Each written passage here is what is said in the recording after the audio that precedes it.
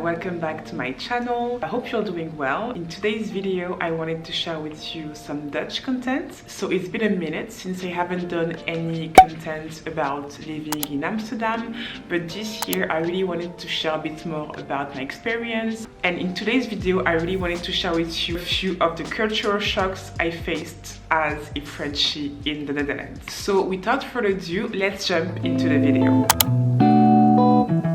The first cultural shock for me was definitely the food, and especially the food they have for lunch. It's all about brood here and kaas, which is bread and cheese. As a Frenchie, I'm kind of used to have oatmeal on a daily basis for lunch and for dinner, of course. And eating cold sandwiches with just a slice of cheese was very much shocking for me at the beginning.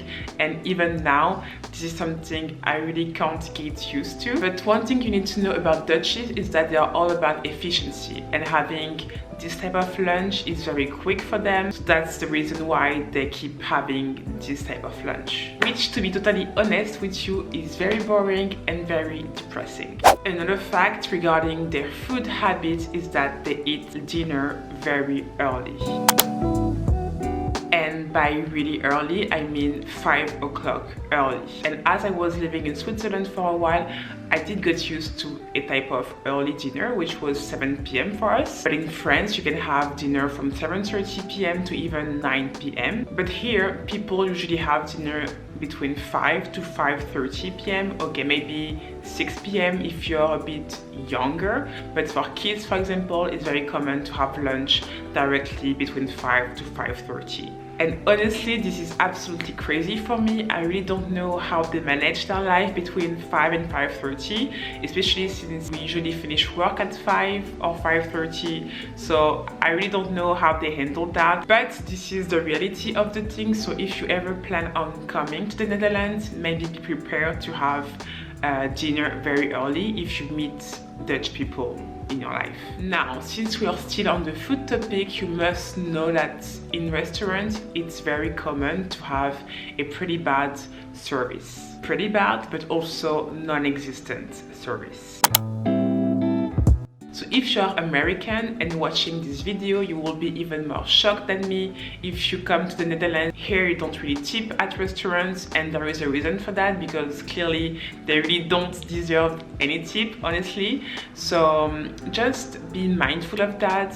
Most of the restaurants don't have a very nice service, and the reason for that is that most of the time they have students as a waiter, and those students are not very much trained for doing service. So just be prepared for that, and especially if you go in the city center, this is where it tends to be worse. Now, I'm not saying that you can't find a good service, but it's very rare.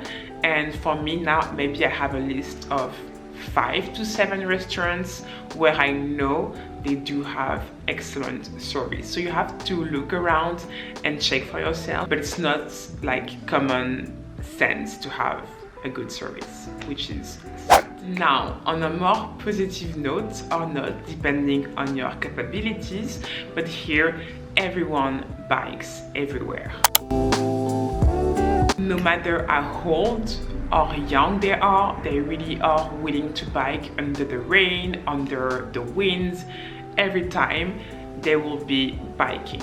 And I was even surprised to see aunties biking. And I have to say that for the first year, I used to bike everywhere here, but after biking during the winter, during fall, under the rain and everything, I really said stop and finally got a car. But I have to say that biking everywhere is very easily. It means that everything is very accessible, everything is very much close by, so you don't have to depend on public transports, especially since public transport is very expensive here. So I think it's a very good means of transportation, especially in the summer, and everything is pretty much flat, so it's not a very much big workout, even though it is a bit of one. But it's not that hard to bike everywhere. Now, this is a bit more of a controversial point, but one thing I realized as a French is that the medical system here is not the best, at least as a French. used to a very proactive approach, a very preventive approach in medicine, and here they are more in the reactive approach, meaning that they don't really do anything until you really much suffer or die. So in the Netherlands, they really have a much more laid-back approach when it comes to medicine. As a matter of fact, you can't really see a specialist without seeing your GP. If you want to go to the gynecologist, which is very much common, if you are a woman, you really can't do that. You have to go through your GP first, and for most of the time, you won't be able to see a gynecologist unless you have some really big issue that he can't treat, for example. But the positive side of the Netherlands is that flowers are very much inexpensive. I remember maybe paying in France 20 euros just for a simple bouquet of roses, for example, which is, in my opinion, the most basic flowers you can get. But here at the supermarket, you can get them for maybe 5 euros. Sometimes I can even get 2 bouquets for 5 euros, which is very much crazy. So it's very nice and very good for me because I love buying flowers. Also, the work-life balance here is absolutely amazing.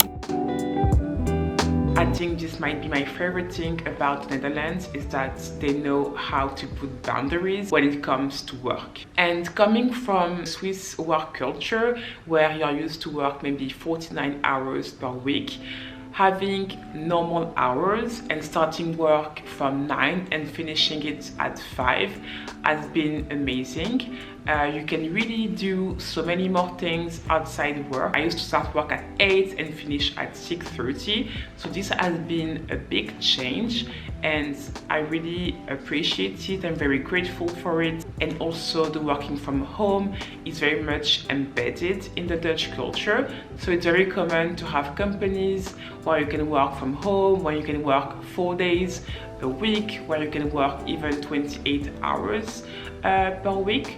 So they don't usually have that much of full-time hours, which are usually 40 hours per week. But here it's very common to have people working 32 hours, 36 hours, or 28 hours. So it's very nice to be able to juggle both work and life without sacrificing each part of your life. Another surprising fact about the Netherlands is that they don't have curtains on their windows.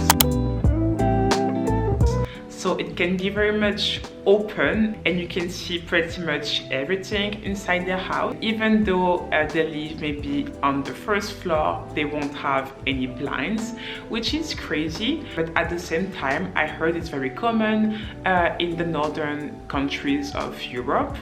And it means that you don't have anything to hide, and if you have curtains, it must be because you have things to hide. I think it's very funny and very weird to have that, but I think it's also a reason for them to flex on their house. So that's it for my little video about the cultural shocks I face while living in the Netherlands.